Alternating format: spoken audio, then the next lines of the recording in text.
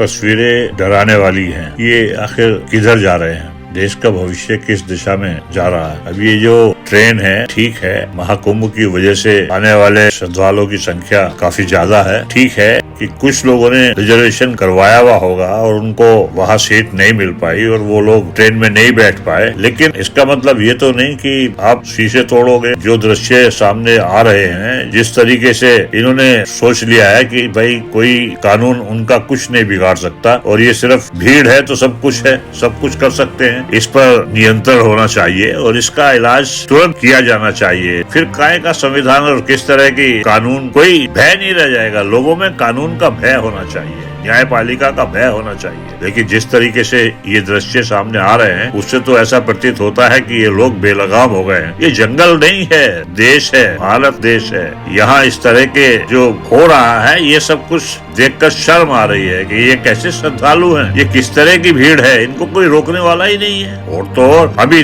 सबको तो देख ही रहे थे, और साथ में जामा मस्जिद में जो मेट्रो पर हो रहा है, ये तो बहुत ज्यादा भयानक है। और इन्हीं से अगर जो कोई हादसे हो जाते हैं, कुछ लोग अगर जो इसमें मर जाएंगे, तो उसके लिए फिर सरकार को जिम्मेदार ठहराया जाएगा। ऐसी स्थितियों में कहीं भी लोग मर सकते हैं, काफी संख्या में मर सकते हैं। ये क्या हो गया? किस तरह की भीड़ है? ये भीड़ का मतलब ये थोड़ी है कि आप कुछ भी करो। इस पर सरकार को गंभीरता से विचार करना चाहिए। और जो हमारे प्रशासन है, ये पुलिस प्रशासन, अरे भीड़ से डर जाओगे क्या? भीड़ है तो भीड़ को नियंत्रित करो और भीड़ को ये समझाओ कि भाई ये सब कुछ नहीं चलेगा। और जिन लोगों ने कर दिया है, उन लोगों को उसका पनिशमेंट मिलना चाहिए, कोई भी हो। इससे फर्क नहीं पड़ता कि वो हिंदू है कि मुसलमान है, इससे फर्क नहीं पड़ता कि वो महाकुंभ में जा रहे थे या वो शबे बारात बना रहे थे। हमें कानून का भय होना चाहिए और सरकार को चाहिए कि तुरंत इसको संज्ञान में ले और इनका इलाज करें। लाइलाज तो नहीं है ये, इनका इलाज होना चाहिए। ऐसा लगता है कि जैसे कोई सरकार ही नहीं है, जैसे प्रशासन ही नहीं है, जैसे कोई पुलिस ही नहीं है, जैसे कोई प्रशासक नहीं है। ये जंगल नहीं है। देखिए, आप सब देखिए किस तरीके से ये दृश्य डराने वाले हैं।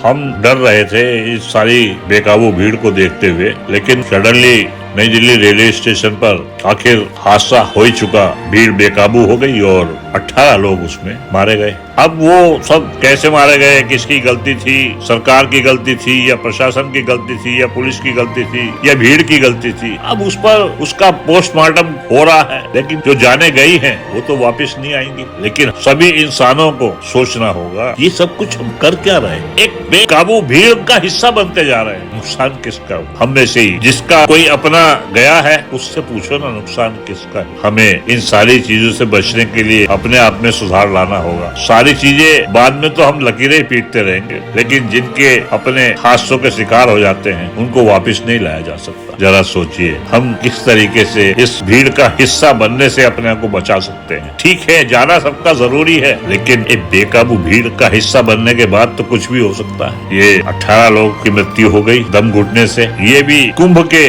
भाग्य में आ जाएगा कि कुंभ में इतने लोग और मारे गए। सोचिए, प्रशासन को सोचना चाहिए। हमें देख के बड़ा बुरा लगा और ये सब आपके सामने रख रहे हैं, और इस सब पर आप सबको, हम सबको मिलकर सोचना चाहिए। इस भीड़ को किस तरीके से बेकाबू होने से बचाया जाए, ये सोचना चाहिए। ये मोदी की गाड़ी नहीं है, ये हमारी संपत्ति है, हम सबकी संपत्ति है। ये किस तरह की अराजकता है? प्लीज देखिए, आप भी देखिए और इस चीजों को अपने बच्चों को भी समझाइए, अपने पड़ोसियों को भी समझाइए कि भाई ऐसा ना करो। धन्यवाद, आप वोटर वाणी देख रहे हैं। ये आज का जो हमें अच्छा नहीं लगा, जिस तरीके से हमने ये दृश्य देखे, हमने सोचा कि इस पे आपसे बात करें, आप भी लोगों को समझाएं कि भाई ऐसा नहीं होना चाहिए। धन्यवाद, वोटर वाणी के लिए आपने समय निकाला, आपका आभार। आगे भी आपको हम इस तरह के और चीजें आपके सामने रखेंगे। थैंक यू, नमस्कार।